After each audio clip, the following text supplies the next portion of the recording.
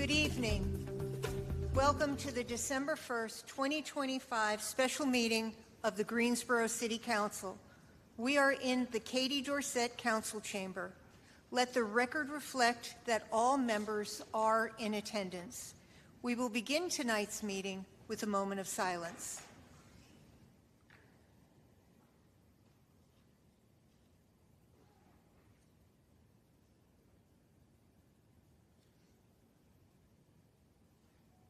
Thank you. Mayor-elect, would you lead us in the pledge? Yes, thank you, Mayor. I pledge allegiance to the flag of the United States of America and to the republic for which it stands, one nation, under God, indivisible, with liberty and justice for all.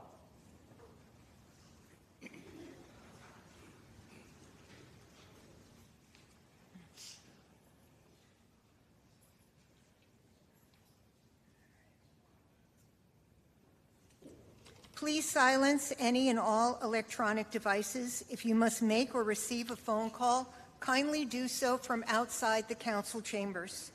By statute, council members must vote on all items unless there is a direct financial interest, or if they serve on a board receiving funding for an item on the agenda. All votes will be moved and seconded, and the presiding officer will announce the vote total. We do have a consent agenda for items E1 through E3, which are a grouping of agenda items that are voted on with one single vote to expedite what is believed to be routine and non-controversial. Any council member may withdraw an item from the consent agenda due to a that's what I was trying to do before. So turn this off. Of course, it's a great way to have a last meeting. All right. All right, it is silent. All right, tonight's meeting does include closed captioning. We will start with our ceremonial and/or presentation items. Item D1 is a resolution honoring the life and legacy of Jim Melvin. Mr. Mazzini? Thank you, Madam Mayor. A resolution honoring the life and legacy of Edwin Samuel Jim Melvin. Whereas Edwin Samuel Jim Melvin lived a life defined by faith, family, service, and love, passing away peacefully on August 10th at the age of 91, surrounded by his devoted wife of 56 years, Miss Susan Melvin. Whereas born on December 24th, 1933, in Greensboro, North Carolina, into a hardworking Greensboro family, Jim was the son of Joe and Virgil Melvin, who instilled in him the values of faith, perseverance, and community that shaped his life's path. Whereas Melvin grew up in the Warnersville community, in 1956 he graduated from Greensboro Senior High School, now called Grimsley High School, and then attended the University of North Carolina at Chapel Hill, from which he graduated with a degree in business in 1959.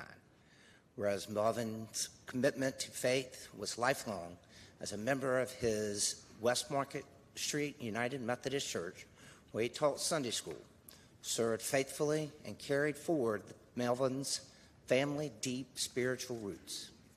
Whereas Melvin dedicated his life to service through the Greensboro JCs, public office, banking, and as president and CEO of the Joseph M. Bryan Foundation, working tirelessly to improve the quality of life for the citizens of Greensboro and its surrounding communities.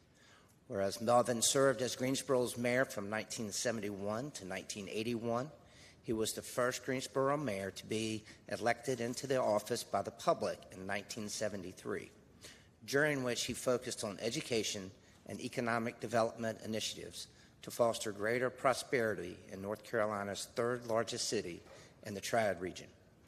Whereas Melvin's decades of tireless advocacy and unshakable pride in his hometown earned him the affectionate nickname Mr. Greensboro, reflecting his enduring commitment to the city's growth and spirit. Whereas Mr. Melvin's leadership, vision, and love for his hometown transformed Greensboro in countless ways, From revitalizing civic traditions like the Greensboro Holiday Parade to championing educational, cultural, and recreational opportunities that will benefit future generations. Whereas Mr. Melvin believed in people and measured them not by their circumstance, but by character, mentoring countless individuals and offering opportunity and second chances to many whose lives he touched. Whereas Mr. Melvin's devotion to family was unwavering, he was a loving husband, father, and grandfather who found joy in Super Saturdays, in time spent at Lake Philpott, Smith Mountain Lake, and Pawleys Island, and in creating memories that will live forever in the hearts of his family.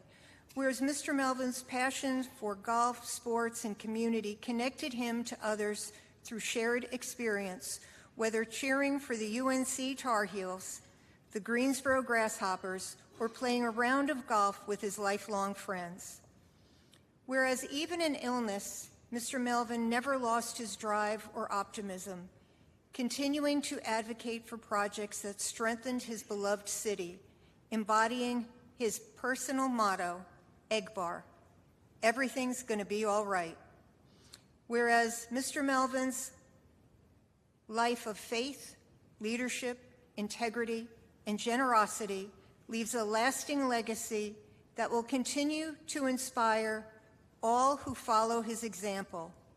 And now, therefore, be it resolved by the City Council of the City of Greensboro that the Greensboro City Council honors and celebrates the life of Edwin Samuel Jim Melvin for his extraordinary contributions to his family, church, his community, and the City of Greensboro, and that a copy of this resolution shall be presented to the family of Jim Melvin as a token of gratitude for his civic leadership, public service, and love of community. Move the item. Moved by Mr. Matheny, and I will second that. Council, please vote.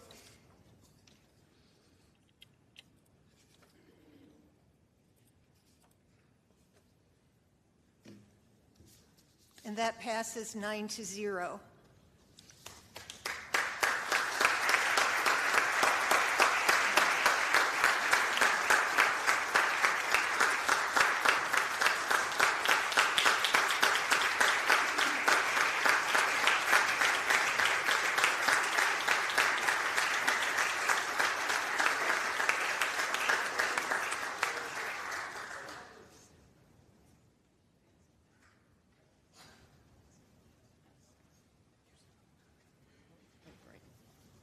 I just want to say, I haven't been in these chambers for probably 30 years, and it's wonderful to come back on this occasion and appreciate so much this resolution for Jim.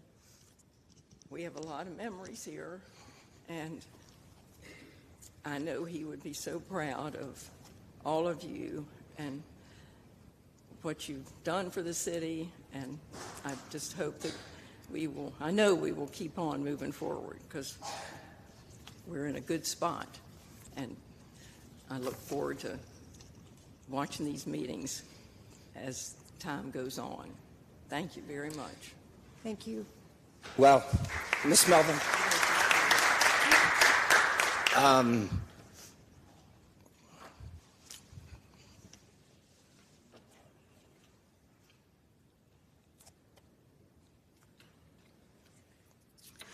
I know how important you are and were to him, and how strong you were for 56 years with Jim. I kept him fed and Well, I certainly had a few phone calls from Jim, and I heard another voice in the background on occasion. That's right. And so I know y'all made one heck of a team. Well, it was a good run. Well, we thank you and Jimbo and your family for sharing Jim with us and for everything Jim did. And I also wanted to thank you all for being so helpful after Jim's death and with the visitation downtown and the traffic, and to thank the police chief and Nancy and all of you for making it so accessible for everyone who came. Thank you. Well, and I want everybody in chambers, or that anybody that's watching, one of Jim's favorite things was the holiday parade. And he sponsored the big balloons every year. And so when he called me about 9 or 10 years ago and said, Zach, Jim Melvin here, I want you to run and manage the holiday parade. And so I'd like to see everybody at the holiday parade in honor of Jim. And we'll have a little tribute, but those balloons will be there. Good. And Jim and I also shared a birthday. Oh, that's right. Yeah. December 24th. Christmas Eve babies. He was a special person, and thank you for sharing him. Thank you. Thank you. Thank you so much. I do want to take a moment to recognize Councilwoman-elect April Parker and Councilwoman-elect Denise Roth. Have I missed anybody? Welcome. We're happy you're here. Item D2 is a resolution honoring the legacy of the late Tiffany L. Rudd. Whereas the community lost an outstanding community leader with the passing of Tiffany L. Rudd on June 11th, 2025, whose dedication to service and commitment to empower others left a meaningful impact on the city of Greensboro. Whereas born on July 20th, 1971 in Burgall, North Carolina, and relocated to Greensboro, North Carolina at an early age, graduated from James B. Dudley High School, and later attended Bennett College and Grace Christian College Theological Seminary.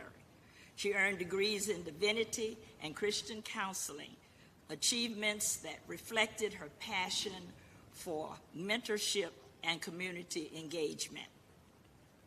Whereas Tiffany actively contributed to civic leadership through service on numerous boards and commissions, including the Greensboro Board of Adjustment, Board of Directors of Greensboro Academy, People to People Liaison, and the Greensboro Fire Relief Fund, where she lent her voice, expertise, and compassion to the strengthening of community institutions. Whereas she played an essential role in the city of Greensboro's 500 Jobs for Youth Employment initiative and collaborated closely with community safety and policing partners on initiatives that expanded opportunities and supported youth engagement. Whereas Tiffany was an engaged member of Core Community Connections, a collective team of dedicated neighborhood volunteers whose mission is to improve the lives of Greensboro residents by transforming the community one neighborhood at a time, a mission she embraced through active involvement and a heart for grassroots impact. Whereas she was widely recognized for her devotion to workforce development, economic mobility, and empowerment, contributions that earned admiration from organizations such as Guilford Works, Workforce Development Board, and the Welfare Reform Liaison Project, where her advocacy helped create meaningful pathways for employment and advancement. Whereas her influence extended into public leadership through her service as campaign manager to Councilmember Goldie Wells. She offers strategic guidance and unwavering support that strengthened community-centered governance and civic participation. Whereas the life of Tiffany L. Rudd was marked by service, faith, and a profound commitment to upholding individuals and communities, she leaves a legacy that continues to inspire leaders, organizations, and residents throughout Greensboro. And now, therefore, be it resolved that the City of Greensboro, the City Council in the City of Greensboro, that the City Council hereby recognizes and honors the remarkable life and enduring contributions of Tiffany L. Rudd, and extends its deepest sympathies to all who were touched by her mentorship and unwavering dedication to the betterment of Greensboro. that a copy of this resolution shall be presented to the family of Tiffany L. Rudd as a testament of profound gratitude for her service to this community. Move the adoption this first day of December 2025. Second. Council, please vote.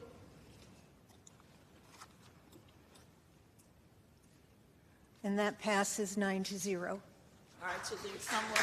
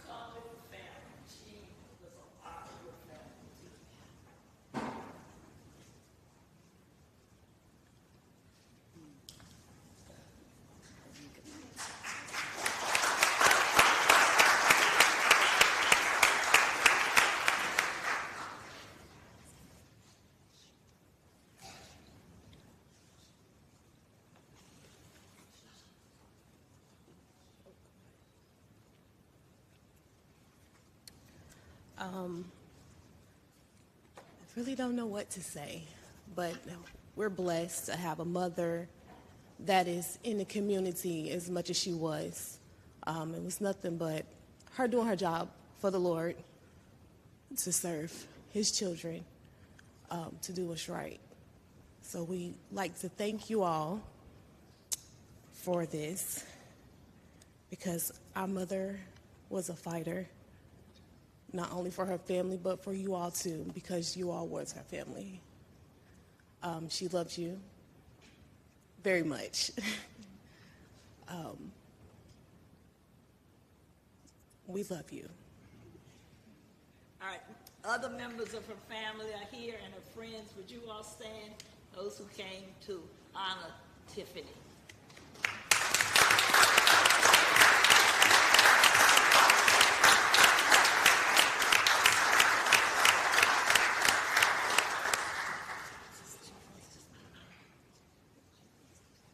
I want to thank you for sharing your mom with us. She really had such an impact on this community. She came to a lot of our council meetings, and it was great to see her sitting right over there, right where her friends are sitting right now. And she was always, she always had such a good attitude, and she was focused on doing what was right for our community and for our residents. And thank you for allowing her to do that. We will miss her.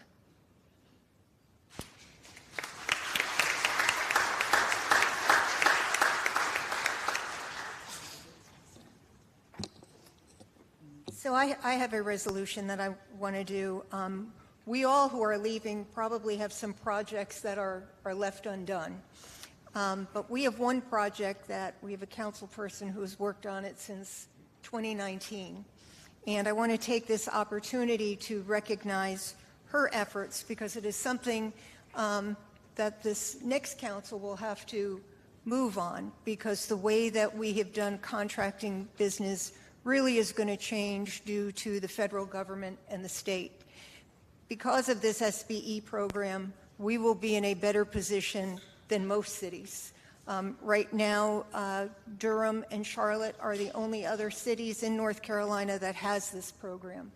So I have a resolution recognizing the advocacy of Council Member Sharon Melvin Hightower to advance the opportunities for minority and women-owned businesses.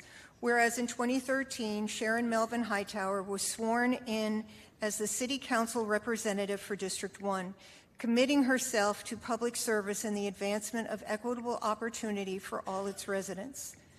Whereas Councilmember Hightower immediately emerged as a leading voice for minority and women-owned businesses, MWBEs, championing policies and initiatives designed to expand access, remove systemic barriers, and strengthen economic participation throughout the city of Greensboro.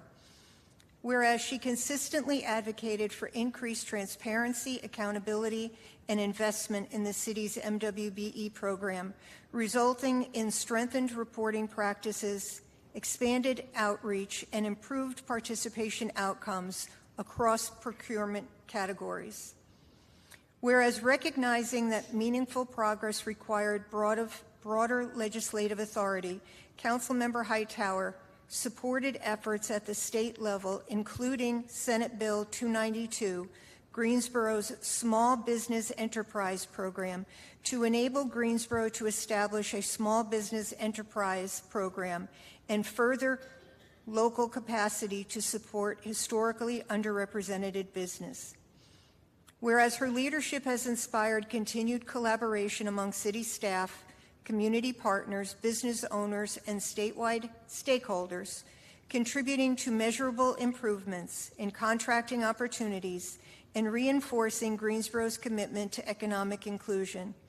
Now therefore be it resolved by the City Council of the City of Greensboro that the City Council hereby recognizes and expresses its profound appreciation to Councilwoman Sharon Melvin Hightower for her unwavering advocacy, leadership, and dedication to advancing minority and women-owned business opportunities, and affirms the city's continued commitment to equity-focused economic development.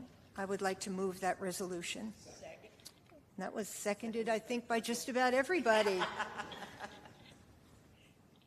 Council, please vote. And Sharon, it's okay to vote for yourself.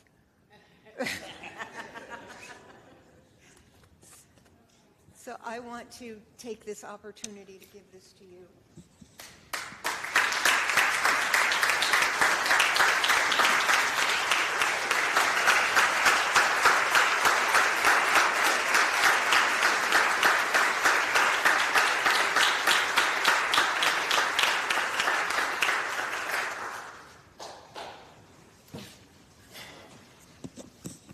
And that passes 9-0. So thank you, Madam Mayor, for this resolution of support for our SBE. And we all can take credit for it because you supported the effort when it was brought to your attention. We also recognize the importance of the MWBE program and how it helps our local economy. When we support our minority businesses and they're able to get contracts, and of course leading to contracts leads to economic empowerment, and that is what I've always fought for and pushed for, and I've enjoyed working with the community and the stakeholders because we all know that if we all stand together and support what we know is right to do, which is our small businesses, our minority business, our black-owned businesses, women-owned businesses, sometimes overlooked and underserved, and they're historically underutilized, that we know we're better together if we stand strong and support that. And not really being, maybe for futuristic, looking at how the world was going to change, but we knew the SBE, which was a recommendation of our disparity study, needed to be implemented. And so as the world has changed and DEI is something that no longer is on the table the way it was, and even down to not even saying MWBE or black businesses even, small business enterprise will really have an impact on our local businesses, our small businesses. This program is going to be critical to the things that are done in this city. Mr. City Manager, I hope that we will be able to get this program implemented 2019 to 2025. Mm-hmm. That just shows you how slow government can be. But of course, COVID stepped in on us too. It kind of prevented some things. So thank you again for this support, and thank you to the community and the staff for embracing what we know to do is right. So thank you.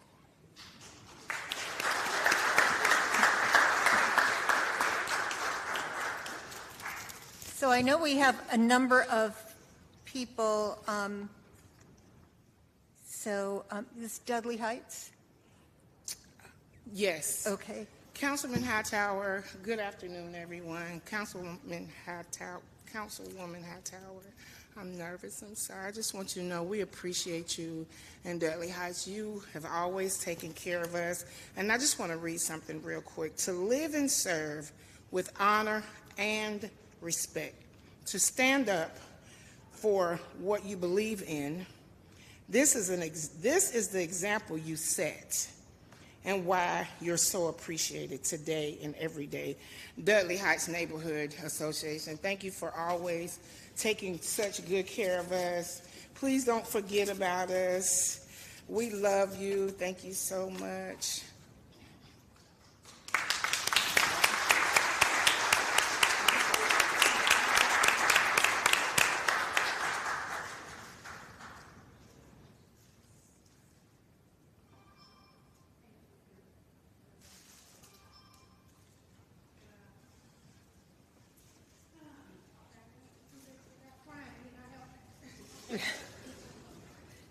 So we have a few other special recognitions. I believe there's one from the fire department.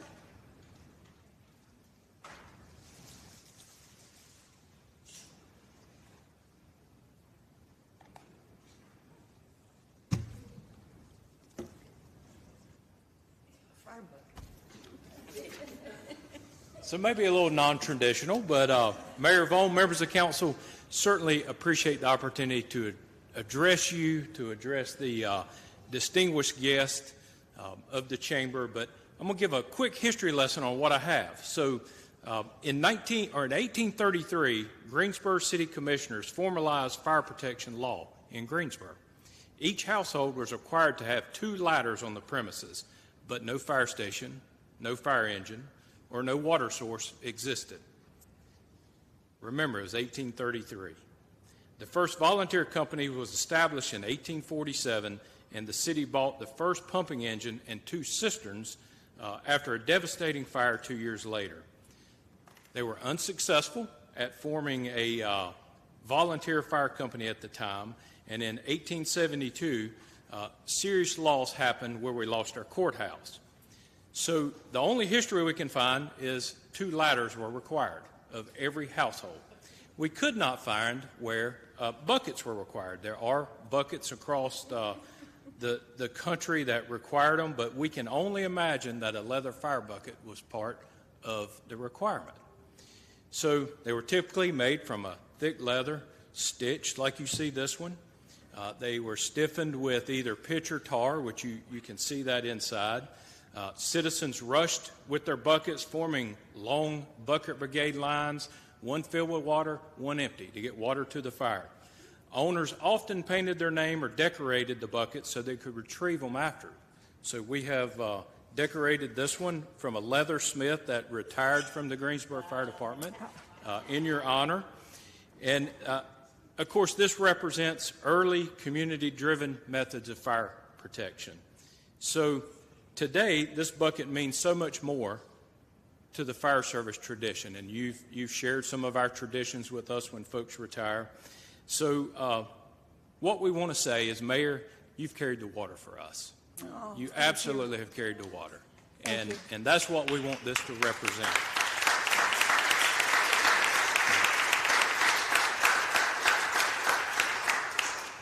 You've always kept public safety a priority for you and this council. We appreciate your partnership, your leadership, your valued guidance, and we wish you nothing but the best in your next chapter. Thank you. So I'm going to let Captain Coker talk. So congratulations on receiving antiquated fire service bric-a-brac. I'll treasure it. I will echo the sentiments of Chief Robinson. We wanted to provide you with a bugle. The precursor to the bugle was the speaking trumpet. And this is what, prior to, in the same time period as the bucket would have been utilized and the 2 ladders, this is what the incident commander, whoever, the fire chief, whoever was in charge of that incident, this is the tool they utilized, speaking through the trumpet, to essentially coordinate all of activities, coordinate life safety, coordinate fire protection, coordinate ensuring that the water was getting where it needed to be.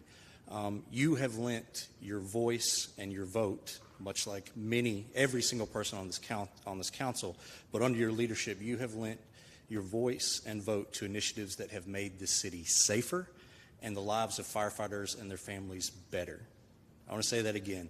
What you have done through your voice and your vote, along with the rest of the members of this council, has made this city safer and made the lives of firefighters and their families better. You have been, along with the many members of this council, at the forefront of the issues that impact us most. You come to our memorial service. We have seen you at the funerals of our members. This council voted to support firefighter occupational cancer benefits before the state of North Carolina did. We went from having nothing to only having benefits when we die to now having very comprehensive coverage. And I can only imagine and know that the work that this council did under your leadership contributed to that effort. You have made this city safer, and you've made the lives of firefighters and their families better, and that is a legacy I think you and this council can be profoundly proud of. Thank you so much. No, thank you. Thank you.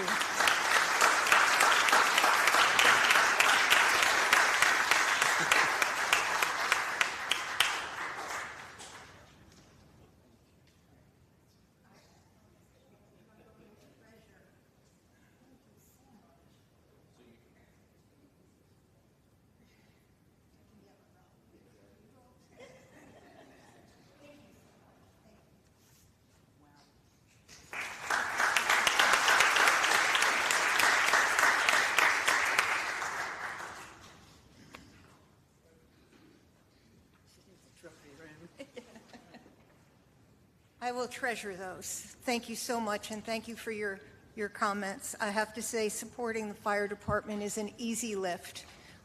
You are here for the city, and we're happy that the city can be here for you. Thank you. Justin Summers, Regional Director for Senator Ted Budd's office. Well, good evening, everyone. It's a pleasure for me to be here with you this evening, and I do not bring a gift nearly as cool as a leather as a leather fire bucket. That's a tough act to follow.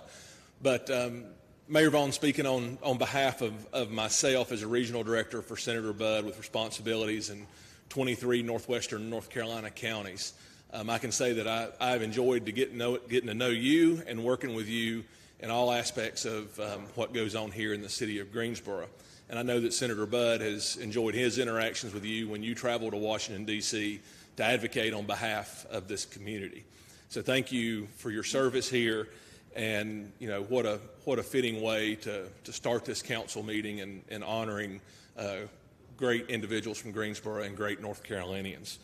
Senator Budd asked that I bring a note to you to congratulate you on your retirement from mayor and to thank you for your service. I'll read his words now. Congratulations on 12 years of distinguished service to the city of Greensboro and the greater Piedmont Triad region. As you step away from the mayor's office, I look forward to seeing how you will continue to serve the residents of the Piedmont Triad region. During your tenure as mayor, Greensboro has experienced tremendous growth and numerous significant economic development announcements. It is apparent that your priority to ensure Greensboro is positioned for long-term success is coming to fruition, not just through economic development, but also through your commitment to public safety and cultural arts. You are to be commended for your accomplishments as mayor of Greensboro. It is a privilege to represent strong leaders with a heart for community in the United States Senate. If I can ever be of assistance, please do not hesitate to contact my office. Sincerely, Ted Budd, United States Senator. Thank you.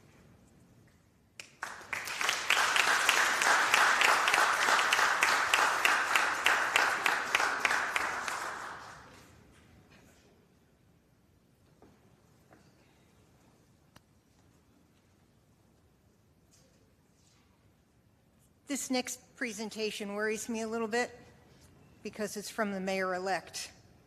So I'm not quite sure what she has up her sleeve. So, Mayor Vaughn, first I'm going to take a moment of personal privilege, if okay. And I'm going to ask the city manager to come up. I'll meet him down there, and then we will go from there. He has a few things for the outgoing council, and we want to do that first. And I also have something for outgoing council.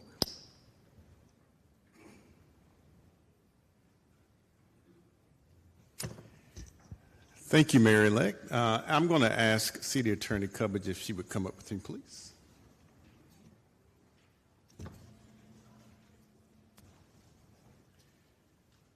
So first of all, I want to say thank you to all of you for giving me the opportunity to lead what is truly an amazing city, but also an amazing opportunity to lead with a council who has a true heart to serve, a true heart to see this city advance, and most important, a true heart for the people of this city. So thank you to each of you who gave me an opportunity to see what local government can really do in the lives of people.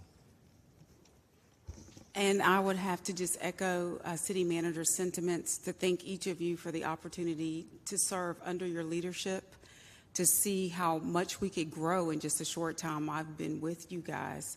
For the passion, I think I wrote this in my email to you all, for the passion that each and every one of you show for this city that leaves me no doubt knowing that when you walk away from this bench or this dais tonight, you leave everything, including love for the city of Greensboro, on it. And as I've heard my father say many, many times when it comes to sports, you left it all on the field.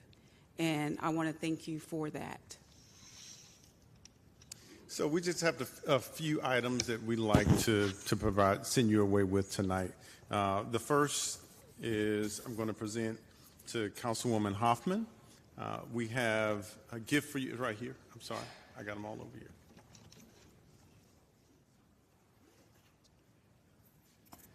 In recognition, saying thank you to Councilwoman Hoffman for your dedicated service to the city of Greensboro.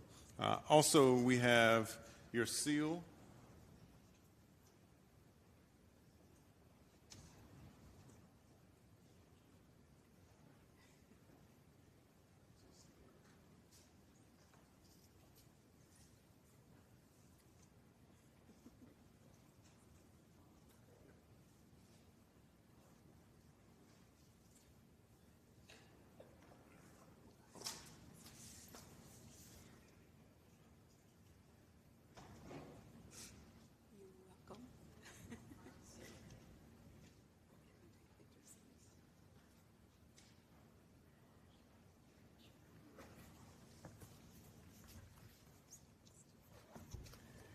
And next, we have Councilwoman Wells. They didn't have enough words on here to do the inscription. I would have said a word of prayer, but they wouldn't give us that many words on here.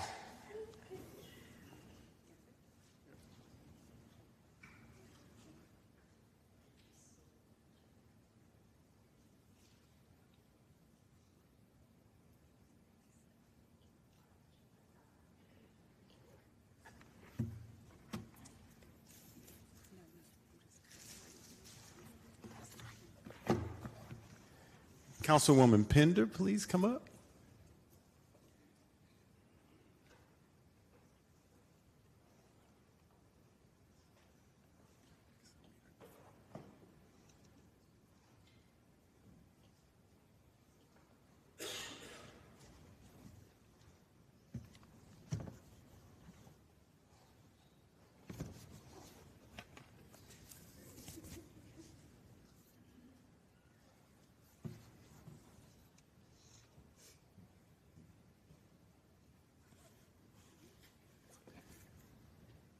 Councilwoman Hightower, you can stay right there.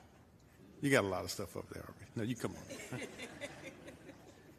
on. Her inscription says, "We will all dream about you every night." It's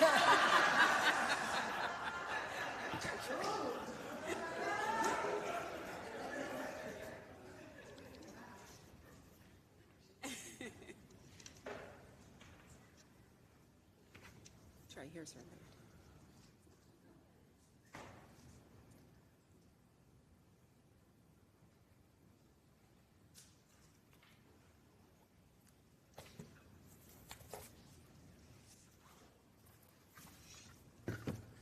Next is Councilman Matheny. Could you please come up? There's a lot of words we could say about you, but we won't say them. There's children in the audience.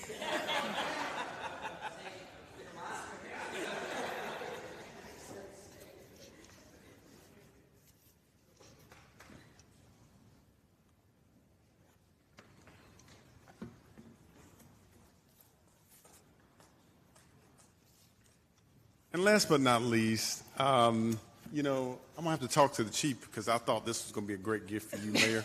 But the chief's gift was really cool. But Mayor, if you could come up, please. Mayor Vaughn.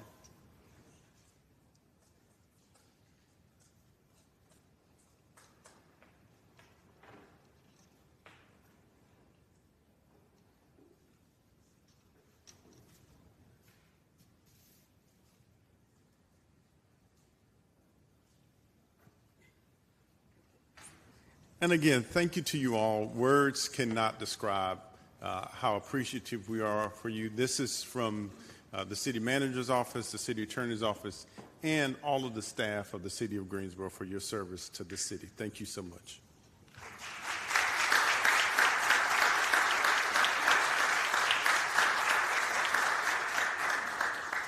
I do want to say that I heard that the seals that we got were actually initially done by Cone Mills many, many years ago, and I was told they were curtains at some point.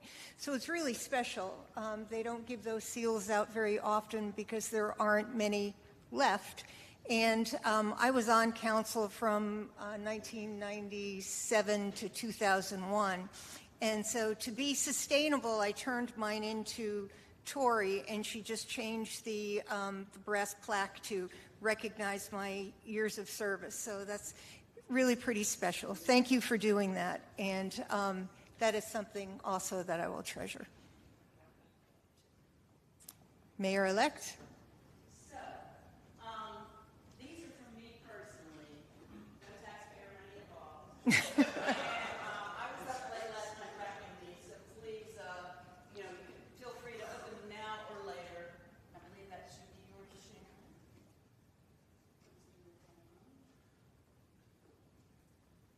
I ran out of boxes, so the mayor gets the bag.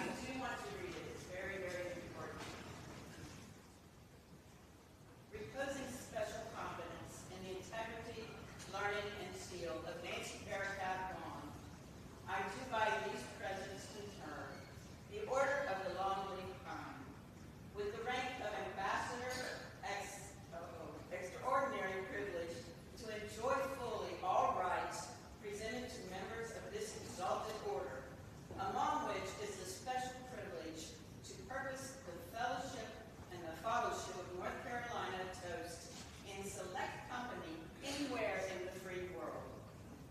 Here's to the land of the longleaf pine, the summer land where the sun doth shine, where the weak grow strong and the strong grow proud. Here's to down under the old north, down home, the old north state. Josh Stein, Governor, December 1st, 2025.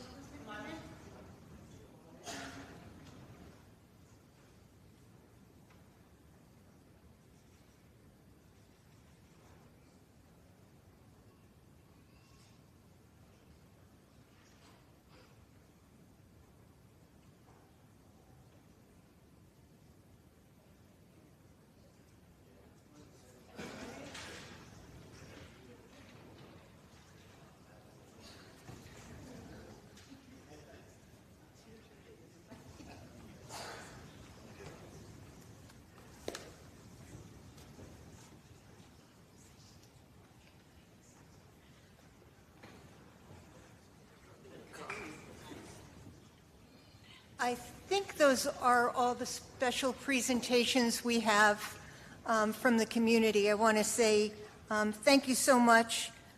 This was certainly more than I ever thought. I guess that means that Christmas came early, so everybody else, you're off the hook. Okay? So thank you so much. I decided to have a little bit of fun. One of the things that a mayor can do unilaterally without anybody's approval or whatever are resolutions. And, you know, we get requests for a lot of different resolutions throughout the year. But what I wanted to do was recognize my fellow city council people. I'm not going to read them all, but what I did was I declared on their birthday that it would be their special day. So for instance, Dr. Goldie Wells, now therefore I, Nancy Vaughn, Mayor of the City of Greensboro, do hereby proclaim November 8th, 2026 as Dr. Goldie Wells Day. And it says an awful lot, but I'm not going to read it.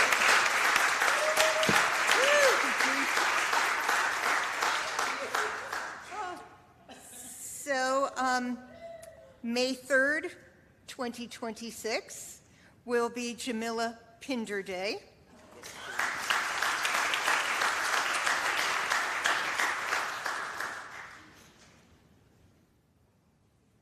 And December 24th, 2025, Brian Zachary Matheny Day.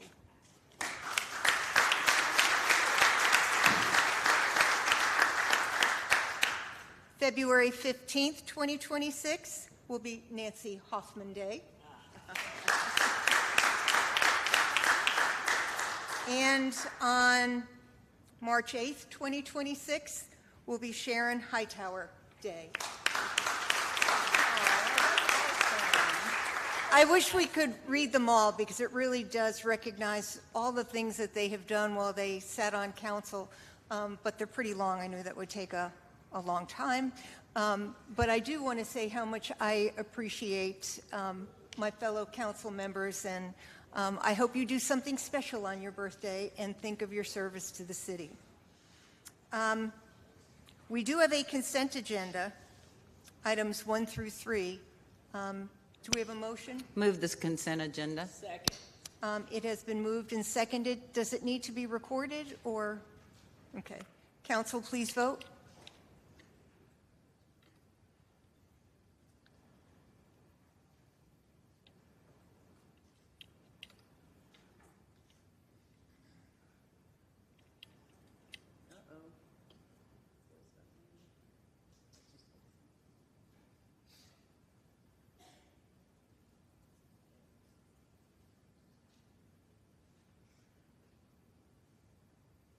And that passes 9-0. Now it's time for council comments. And I would like to begin with some prepared remarks. Tonight is bittersweet for me. I announced that I was not going to be running for city council a year ago May.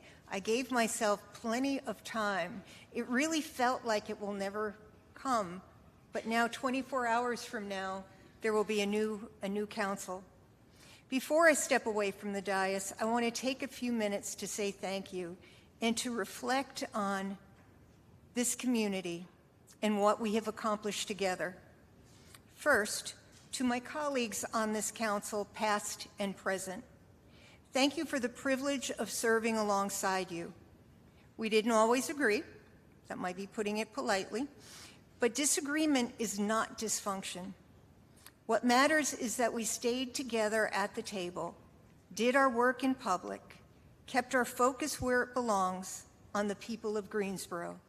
That is democracy, and I'm proud of how seriously we took that responsibility. I want to thank each and every one of you. To our city manager, executive leadership, city attorney, department heads, and every city employee. To police and fire answering 911 calls, to employees picking up trash, maintaining streets, running our parks, our libraries, our facilities, you are the backbone of this city. You carried Greensboro through calm and crisis alike. The city works because you work. It has been one of my greatest honors to work alongside you. Thank you for all you do. To the community, residents, neighborhood leaders, business owners, faith leaders, nonprofits, community advocates, volunteers, and yes, even the folks who send strongly worded emails. Thank you. You cared deeply. You held us accountable. You reminded us daily of the impact our decisions have. Local government is personal, and I have felt that every single day. During my time here, Greensboro experienced a period of unprecedented growth and transformation. We saw major private investment, record-setting tourism, and a growing national profile.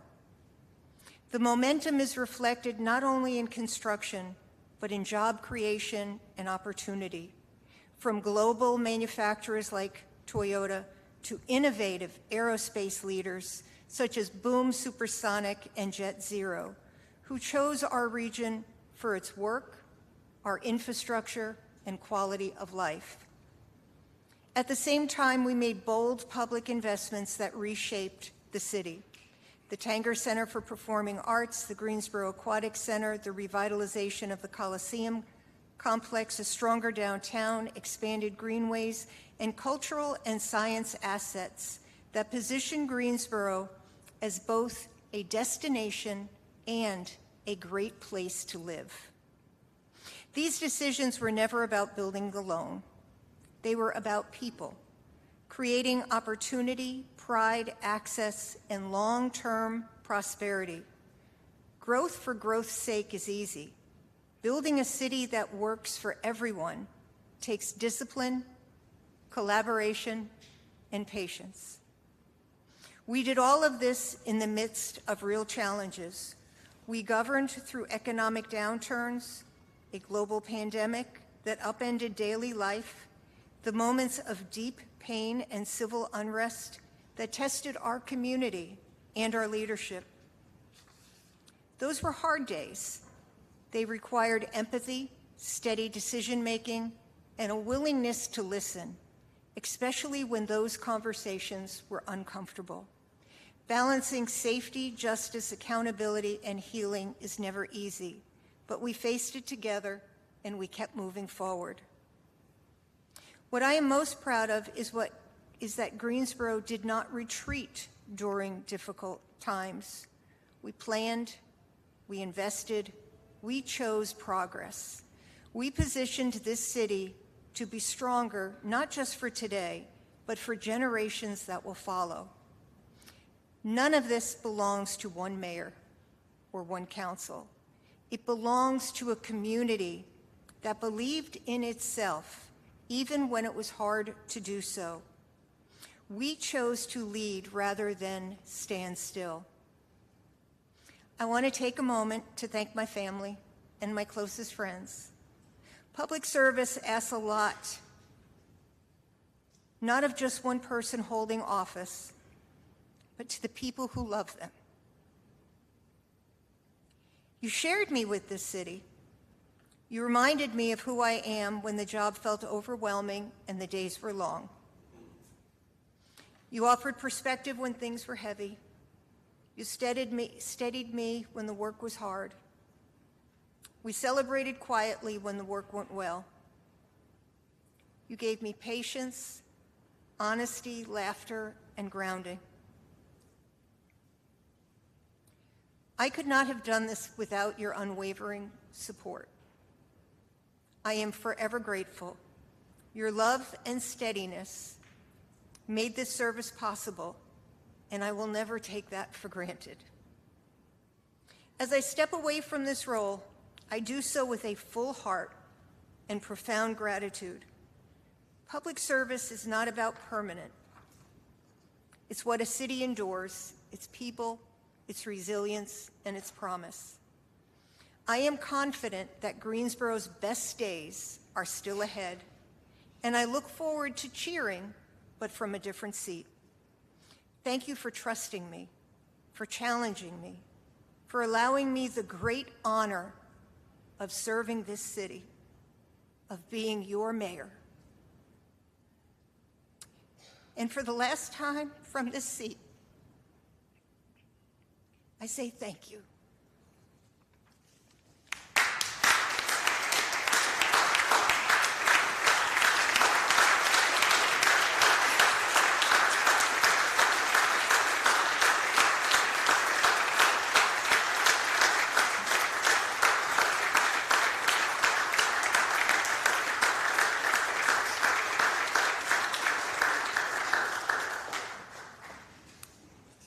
I do want to recognize my family and friends.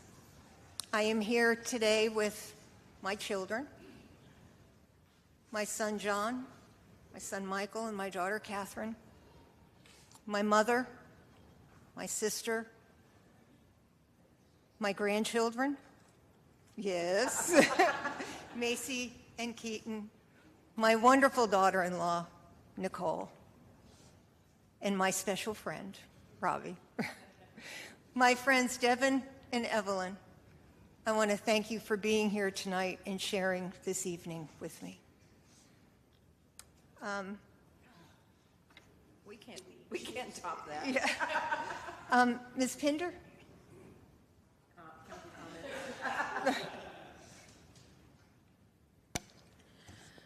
It's kind of hard to go after that. Wow.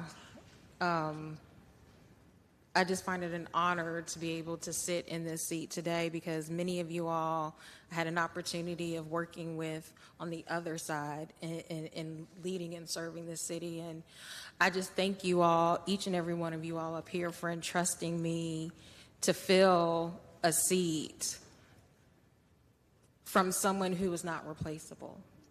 And how you all welcomed me into this space, and from Tammy just sitting here like, is this okay? Is this the right thing I'm supposed to do? To just y'all were just very welcoming, and I'm very thankful for that. It's hard, but it's one of those things, is meeting the moment of where we are right now. And I want to say today is full circle because I completed my assignment. Doesn't mean the work is done, but I completed my assignment in serving we the city of Greensboro. And I'm very honored to be able to have the opportunity to be able to do that. And that wouldn't have been possible if I hadn't learned servant leadership from my mother, who was here today. Because growing up, just from a faith standpoint, my father being in the service, and in the service you lead from in service of country. And what was instilled in me is in service of community. And everything I've had up to this point led me to where I am now. And just like that, continuing to be able to grow and serve this community. So I say it's not finished, it's just I ran my course. I walked in faith, and I will continue to serve the community in a different aspect. And I thank you all for giving me the opportunity to be able to sit alongside and walk alongside in a moment of time where we had highs and lows, but collectively we came together and I felt welcomed. And I thank you all for that. And most importantly, I thank you, the staff, because a lot of times we don't acknowledge the invisible work that goes on. And that's one thing I can truly say what just warms my heart as I walk across this city in different aspects of the city.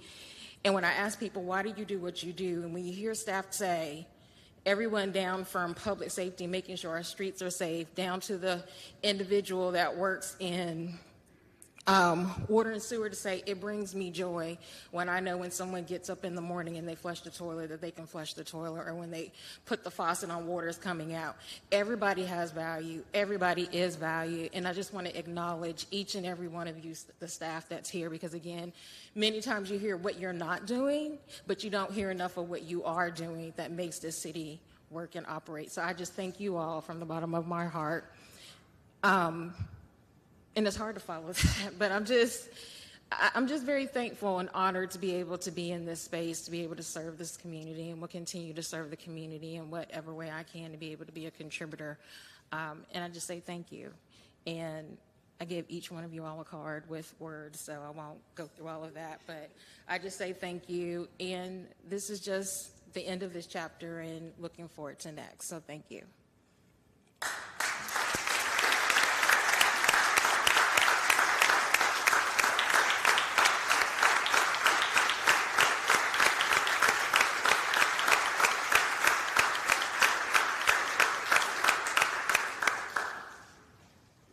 Dr. Wells.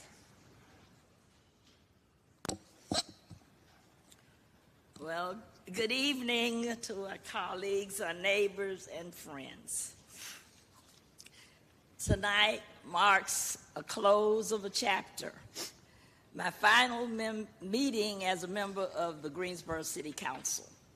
After over 12 years representing District 2, I chose not to run again. I sit here with deep gratitude for the privilege to serve and with pride in the path we've walked together. My journey began long before I took this seat. I served as spokesperson for the concerned citizens of Northeast Greensboro for 8 years, advocating for justice, dignity, and environmental responsibility. That work led to one of our community's most significant victories, closing the White Street landfill to municipal household waste. It was a hard-fought battle, and it taught me that change begins with conviction, but it's sustained by collaboration. When I first ran for office in 2005, my slogan was, "Where there is a will, there's wells." I believed then that the will of one could move one to service. I believed that when we served, that we could move mountains. But however, my experience taught me that the will of a single council member cannot reshape a district overnight. Real progress takes time. It takes persistence. It takes unity. It takes holding fast to your vision, working shoulder to shoulder with fellow council members, and never losing sight of the goal. Later, my slogan became changing trash to treasure. And I'm thankful to say that many treasures have indeed been found and many more have been created in District 2. From legacy projects to neighborhood revitalization, from policy shifts to community healing, we've turned challenges into opportunities and setbacks into stepping stones. I want to thank my family for their support, my campaign managers, Cynthia Penix, Darlene Primus, and the late Tiffany Rudd, for their faith and dedication, which carried me through each election. I thank the volunteers, my friends and supporters, and the citizens who stood with me from the beginning. Your trust has been my compass. I've had the honor of working with three great mayors, the Honorable Keith Holliday, Yvonne Johnson, and Nancy Vaughn.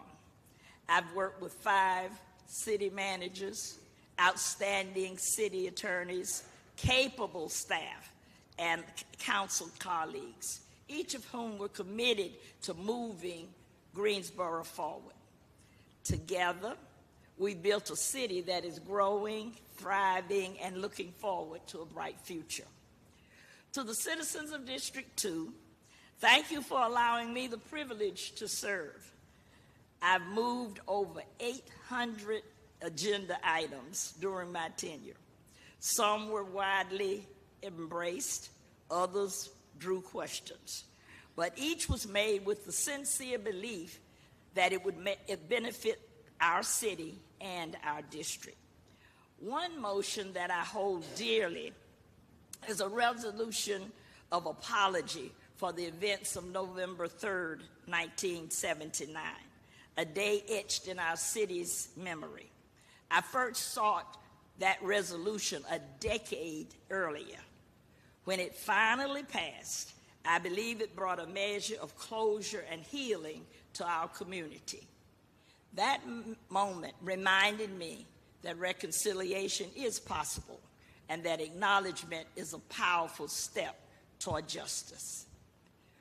Though I will no longer be sitting in this seat, I'm confident that the District 2 will be in good hands, capable hands, led by someone committed to progress, equity, and the welfare of all citizens. And to the incoming council members who will continue this work, may you lead with integrity, listen with compassion, and never lose sight of the people behind the policies. May you remember that every ordinance, every vote, every budget item is a chance to uplift a life, to restore a neighborhood, or reignite someone's hope. May you never forget that public service is not a title, it's a calling. I leave this chamber without goodbye, but I leave it with blessings. May Greensboro continue to rise. May justice and joy meet every district. May our leaders remain rooted in service. And may our people never lose faith in the power of unity, vision, and perseverance. So thank you, and God bless you, and onward we go.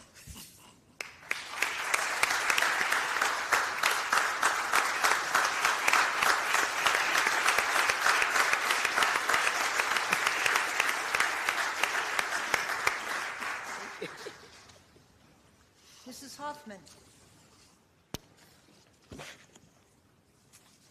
Thanks very much, Mayor. Serving on City Council has been certainly the greatest honor and privilege of my life, and I am deeply grateful to the citizens of District 4 who have supported me and cast their votes for me in 5 elections. And I am truly appreciative of the council colleagues I've had the enormous pleasure and good fortune to work with, as well as our professional city staff. I can tell you that they are amazing people. Our city staff is truly extraordinary. And we have worked together always for the common good. I've learned much during this 14 years on council. I've learned that governing is both an art and a science, that you must make decisions sometimes with your heart as well as your head, that the past is always with you even as you are planning for the future. that governing a city of 300,000 people is complex and complicated, that listening to all sides, voices, and concerns is important and necessary, and that balancing needs and wants with scarce resources is challenging.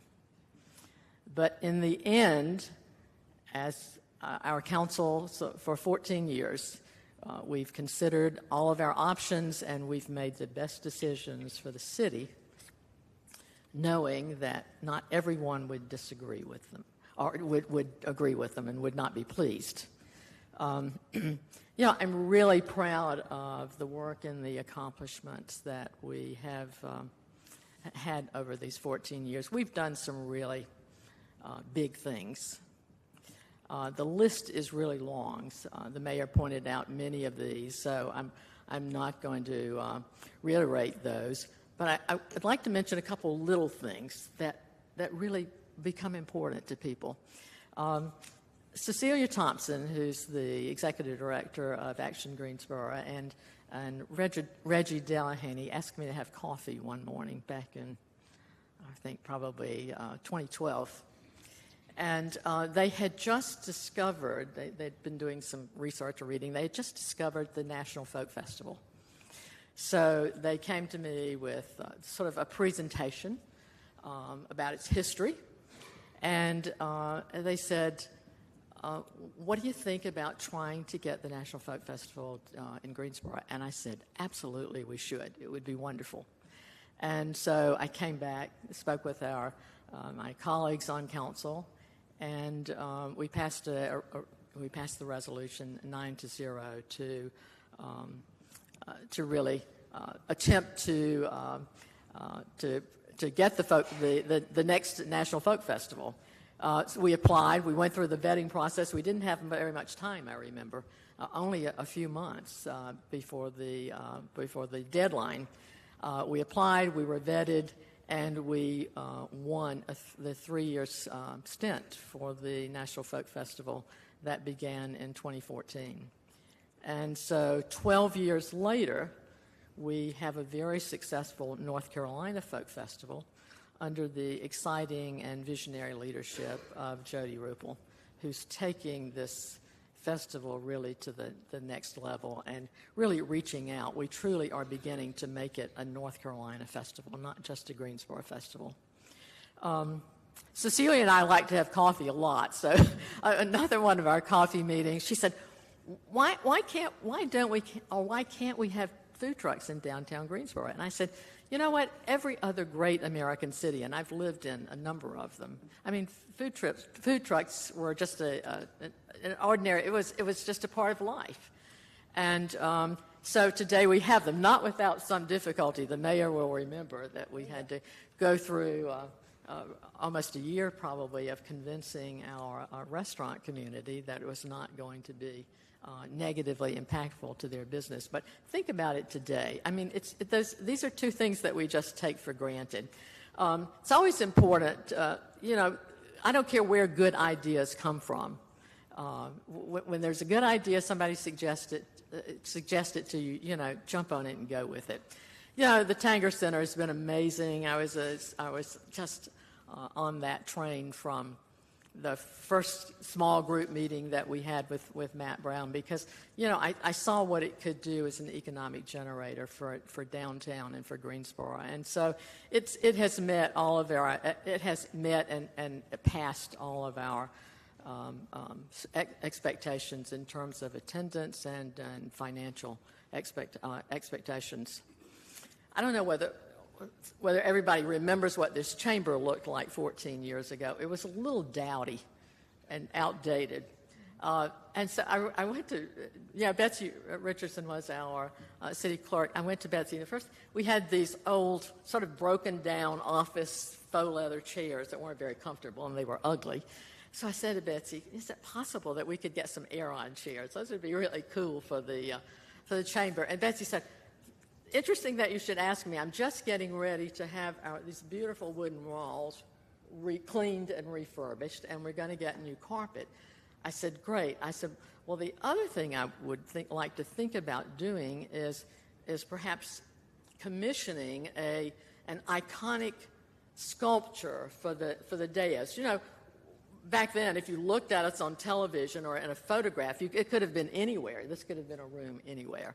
So all of that came together. I commissioned Jim Gallucci. He and I worked on the concept for Greensboro is our home, and it was my gift to the city. And so in every photograph now, and as people watch on television, they know this is our home. This is a place, and we know what it is. So yeah, I'm just those little things sometimes make a difference. And then, you know, down at our little Arlington Park across from Union Square, there are 3 amazing monumental sculptures.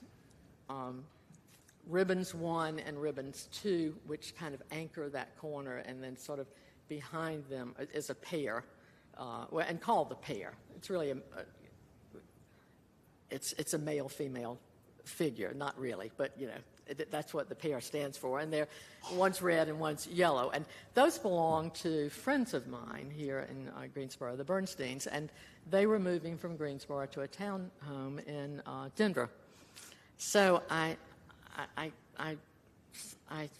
ran into Nat one day in Costco. I said, "What are you and Peggy going to do with the sculptures?" He said, "Interesting that you should ask me. Come, let's talk about it." As a result, they offered to sell them at a very modest, below market price. And so I agreed that I would take care of the financing, and they would have Jim Gallucci do any repair that was necessary and move them.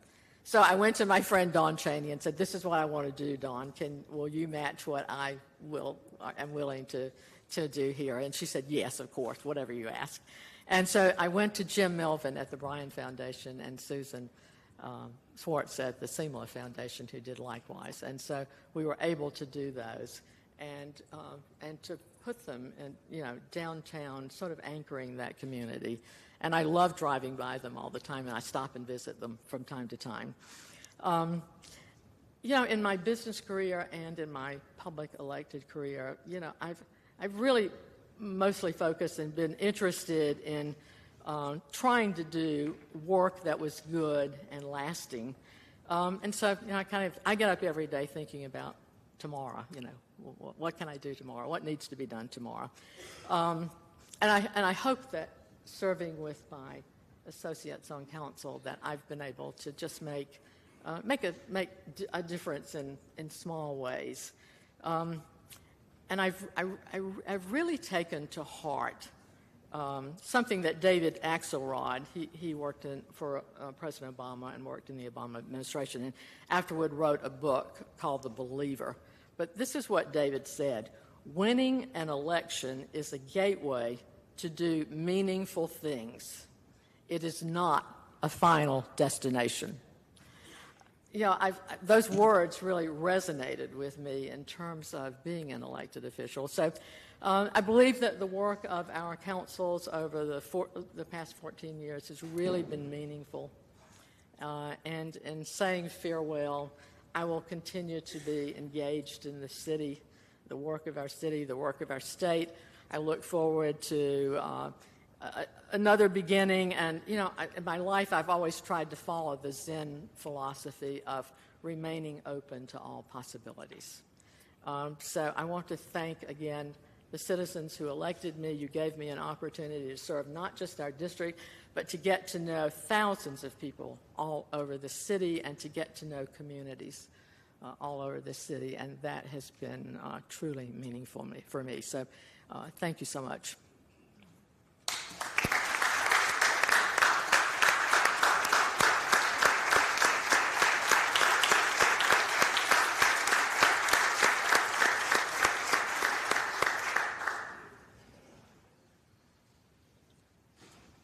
Mr. Matheny.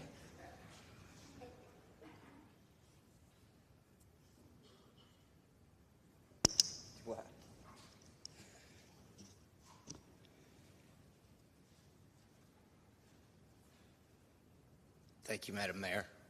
And you were fantastic as our leader for 12 years and beyond that.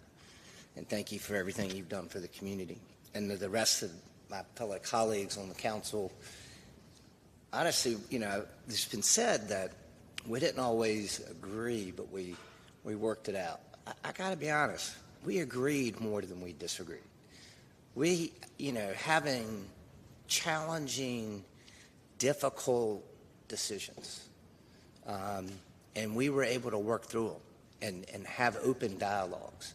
It's always interesting to me that people would think that Sharon Hightower and I didn't get along. Sharon and I had probably one of the better relationships that I've had, and I respect the heck out of Sharon. And Hugh, and Nancy Hoffman, who I worked with for a long time. Mary Kay, congratulations, Mayor. Goldie Wells, I've said this before, hired my mother, who's to my left, back in Statesville, Iredell County as a school teacher, just a couple of years ago. Tammy and our relationship grew pretty fast. And Jamila, I can't wait to spend more time with you.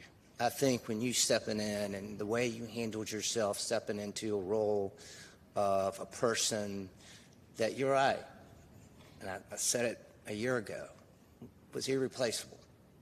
But you did it with honor and integrity, and I commend you for that. Somebody said how many mayors they worked with. I think I worked with 4. Recognizing Tom Phillips to my left beside my mom. I started this in 2005. Tom was the city council person in District 3, and he put me on the zoning commission. So I'm 20 years in on this, 12 as an elected official. And I've seen a lot. We've been able to participate in a lot. And I am proud of the work that we've done at this council and previous councils. You get elected, in my case, in a district. Sometimes you don't get elected. But being elected in a district doesn't mean you only represent that district. Some of the best decisions that were made were the beginning when we built a relationship with Randolph County, which ultimately led to Toyota. That wasn't in District 3. It had to do with our community. Working with Dr. Wells on a building in District 2 and bringing self-help to the table to make that significant investment. Working with Sharon on housing and thinking about supporting you on John Demery Way and things like that. So we may get elected by the district, but you represent, as was said earlier, over 300,000 people. I am sad to be leaving. I'm not going very far. But I appreciate the time that I've had serving this community. And I'm proud of the work that we've done. And, to city staff, I know I'm a pain in the ass sometimes. I send a lot of emails, but it's because I care about this community. My heart is genuine for this community. But I look down at this row, and this bench, as we call it, and we've got significant talent and people that have significant hearts. And I just really appreciate working with y'all. And all of the folks, including the ones that protect and serve us, including the ones that clean up after us. And so I really have a special place.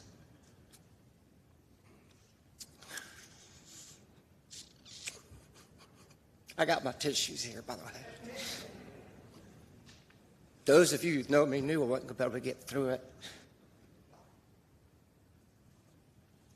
Greensboro is a wonderful city. And it's a city that's been very good to me and my family. I can't see now. And we have, thinking about the Toyota, the investments we made at the airport, the Aquatic Center, the Tanger Center, the festivals that quite frankly, by the way, again, shameless plug, we have a festival Friday night if you want to come see a tree lighting and then a parade on Saturday.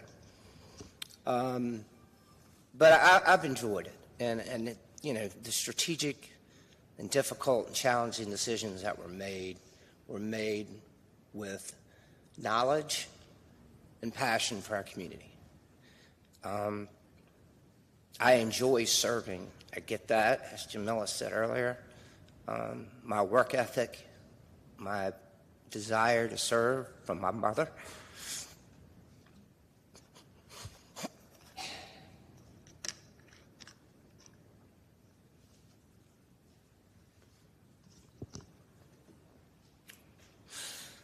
Mom, thank you. My wife was diagnosed with cancer.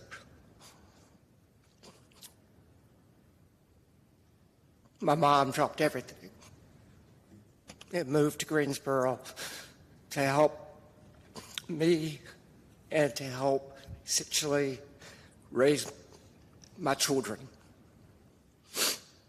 And to my children,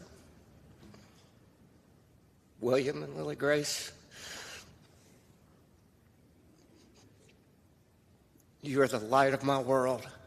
City Council does not define me. I will still serve. You are my world. You are what defines me.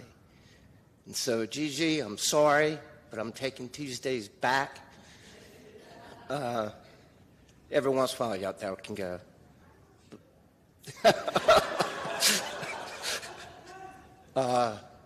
William and Lily, thank you for loving me. Thank you for supporting me. Thank you for doing everything you do. And I want you to know that this is what it feels like to serve and that we've got to give back to our community. And I appreciate you letting me do that, really, since you've been born. I love you with all my heart. Thank you to the Greensboro community for letting me serve.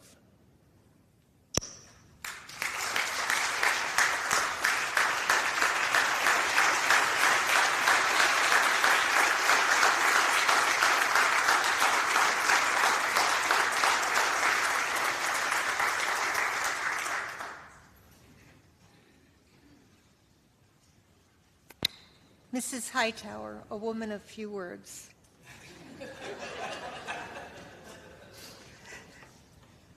I figure out how to define that. And Zach, I would have to come behind you. I'm trying not to do what you're doing.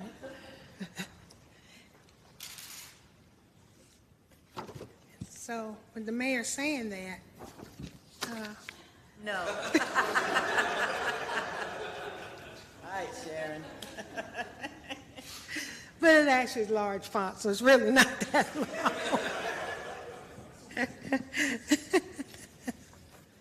So good evening, Mayor and fellow council members and Mayor-elect, who is currently the Mayor Pro Tem, but tomorrow she will be our mayor. City staff and cherished members of our community. After 12 remarkable years serving as District 1 City Councilwoman for Greensboro City Council, I am both humbled and grateful as I bid farewell to this role. However, I know that when God closes a window, there is a door wide open for me to walk through and continue to serve with integrity and passion.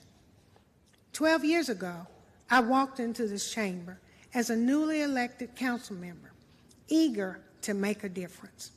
Since then, I have had the privilege of working alongside dedicated individuals whose passion for our city has been both inspiring and motivating.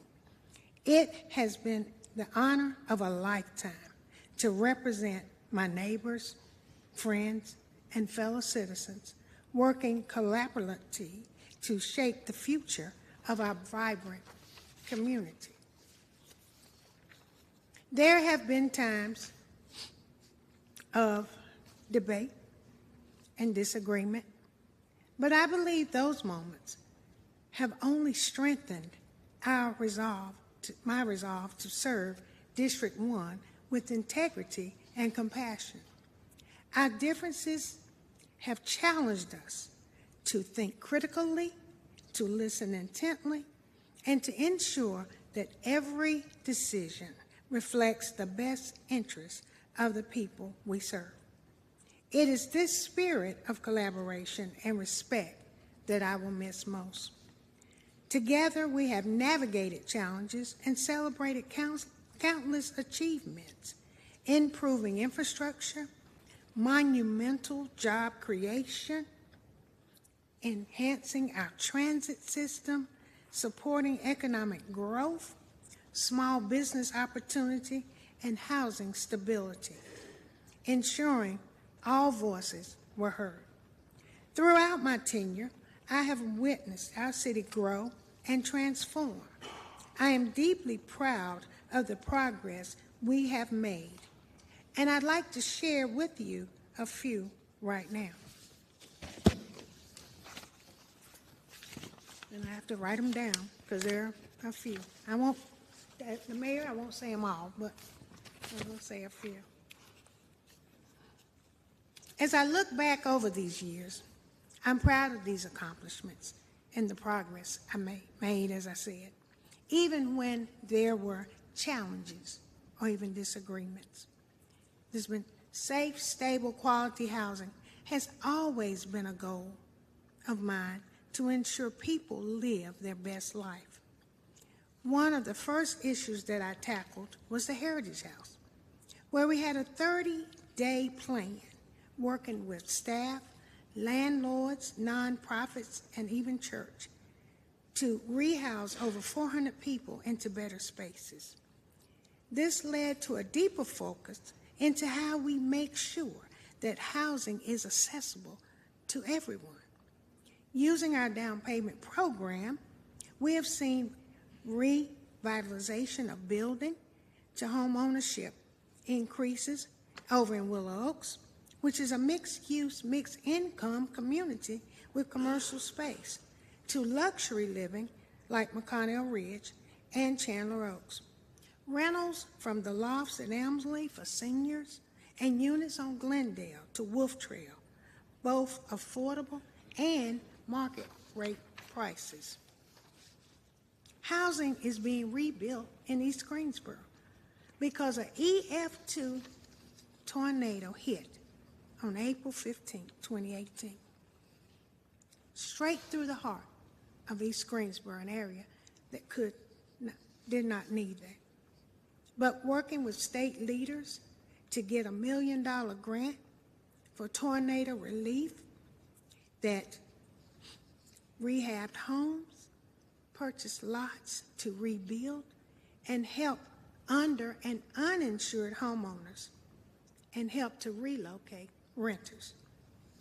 Then there's infrastructure, supporting building of 2 major water treatment plants that will remove PFAS and P4, supported a regional water agreement which will now allow Pleasant Garden and Sedalia to hook up to city water. Then there's transit. As the GTA liaison, supported keeping fares low to make ridership affordable. Purchase of the first electric buses in the state. First one-seat cross-town route running east to west, which will move people for work and leisure, with the north to south cross Max Orange starting in 2026, and then starting a micro-transit system that will serve employers like Publix, Toyota, Procter & Gamble, and the airport that are in the outer areas of the city.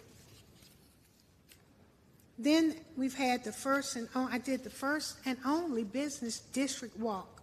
When I got on council, they used to do walks through neighborhoods. And then I said, well, let's do a walk along Ranneman Road, in 2014, and it resulted in the 2015 corridor plan. But when COVID happened, phase 2 didn't quite occur as quickly as should because the world changed. Now phase 2 will be implemented along with a retail strategy to recruit business and to invigorate that corridor. There's economic development. Millions of dollars have been instrumental in recruiting over 4,000 jobs to East Greensboro with companies like Publix, Penske, Sunlight Battery, creating more than 2,000 jobs within the district. Supported large-scale regional projects such as the Toyota Megasite and Boom Supersonic at the airport, which are expected to create over 3,400 jobs and help to retain local university graduates, and supported the largest influx of jobs with Jet Zero, 14,500. What a change that's going to make in this community.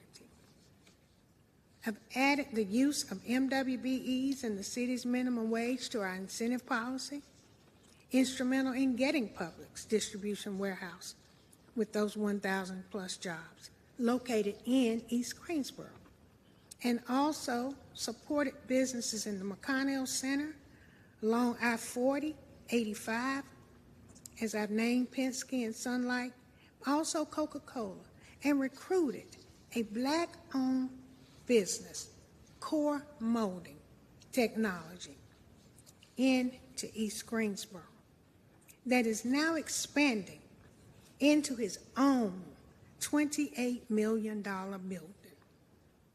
A $100 million mixed-use development occurring on Alamance Church Road.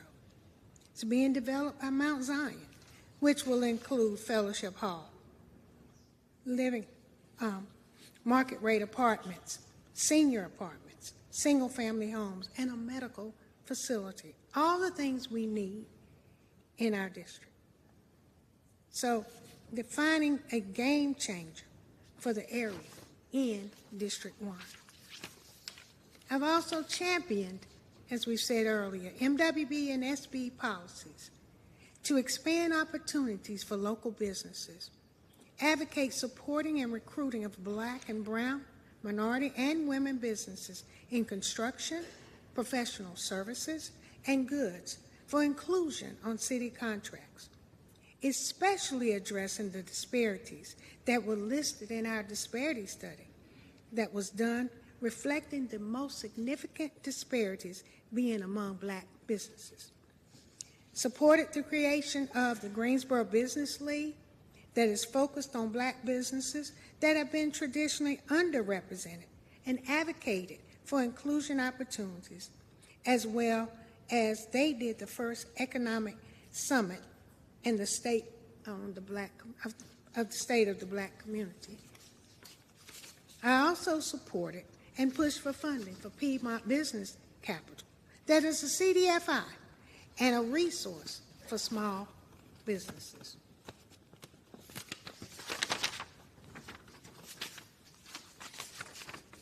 Ooh. I supported small business by working with the state, as you know, to get bipartisan support for that SBE bill. And you know, in this day and time, that's not something easy to do. But it enabled us to have legislation that will allow the city of Greensboro to create an SB program, which it will be one of 3 in the state of North Carolina. Monumental in this day and time. Push city workers' minimum wage to $15 starting back in 2015. That had now increased to 20 and going toward 23, but hopefully 25 in the next 2 years for a living wage. Parks and Rec. I've always supported efforts of Parks and Rec. Whether it was completing the Visitor Center building at Gateway Garden or celebrating the Ruth Wicker Women Memorial in the city's only event center, which is now called Yvonne Johnson Event Center in Barber Park. the Ruth Wicker honors Greensboro women who have made significant contributions to the city of Greensboro, or whether it's purchasing land behind Brown Recreation Center to expand that building and the trails for healthy living, creating partnerships with Cone Health to improve Warnersville Center with equipment and furnishings and a book vending machine that is free to the youth attending the center. Can't wait to see Windsor Chavis Sunoco, a community complex in East Greensboro that will be a catalyst for change in this area. With an innovatively designed facility with this unique look and amenities inside.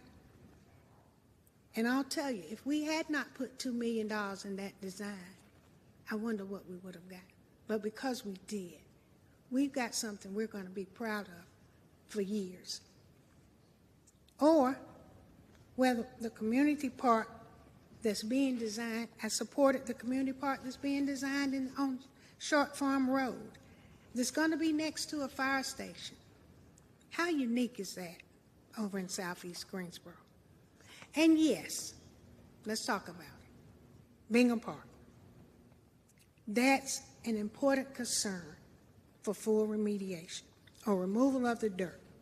That has never been off the table for me, but have fully supported it, which is why I sought money from all potential sources, but only got a little. And thank you, Zach, for contributing what you contributed to us. It's not quite.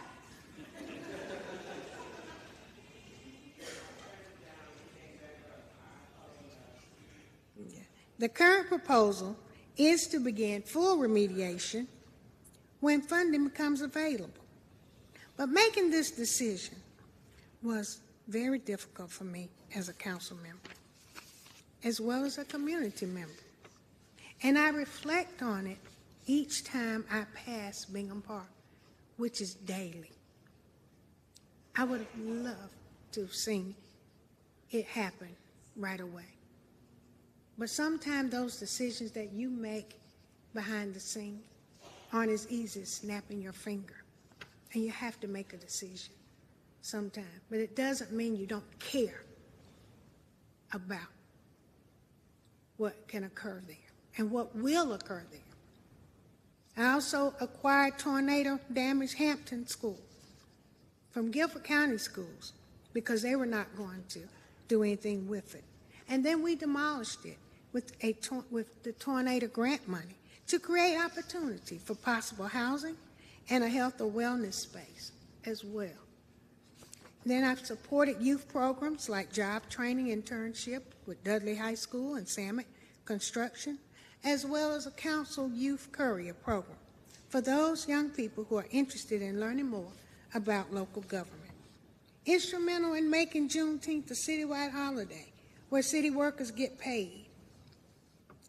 Co-created the Ad Hoc Committee for African American Studies that looked at finding solutions in 5 key areas of health and housing, economic development, public safety, and community service.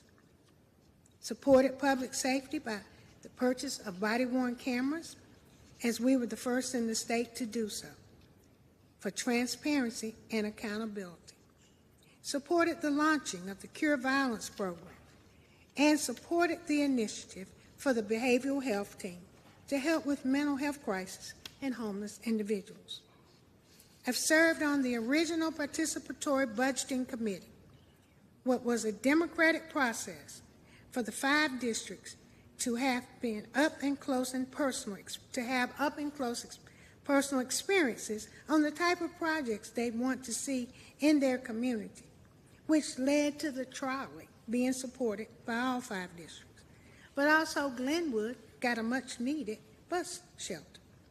Instrumental in advocating for the South Area Plan, which is going to be a guide that's going to enhance neighborhood connectivity and attract business and have responsible development for growth.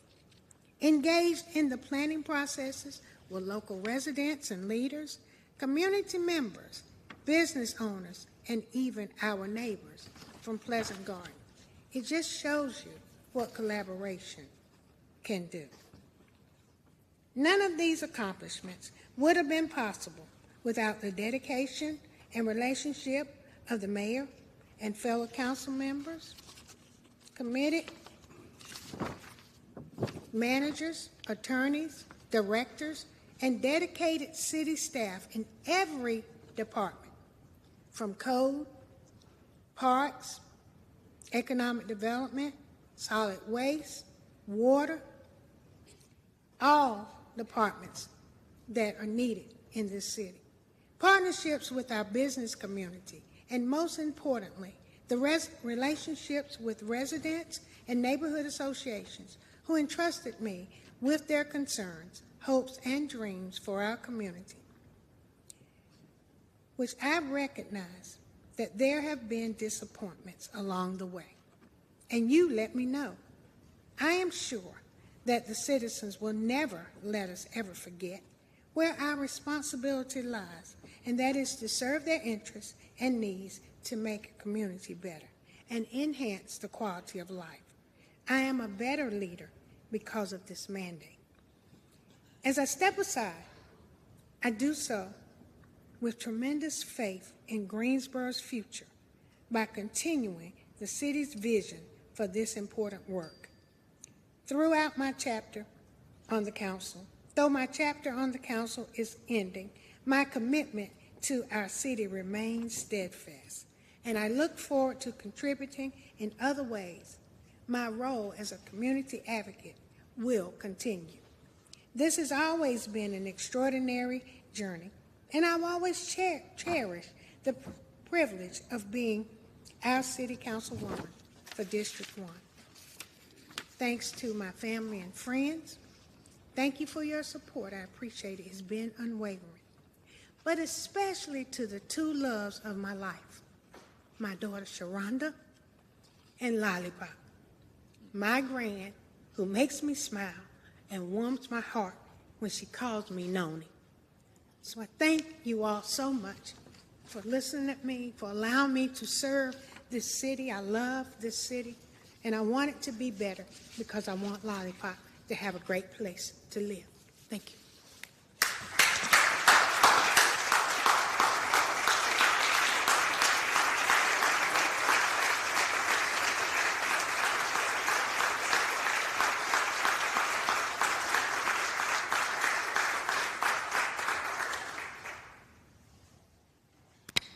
I do want to take a moment to recognize our former Deputy City Manager, Chris Wilson. I know we've all worked with Chris for a very long time. Thank you for being here tonight. I know I've skipped over Tammy, Mary Kay, and Hugh. I know that they'll have comments tomorrow. So I'll be happy to take a motion or... Oh, go ahead, Zach. Go ahead, Zach. Second. All in favor, say aye. Aye. All right. Tomorrow at 5:30. Yes. But I would like my family to meet me down here so I can get a picture. Council, what? If you'd like.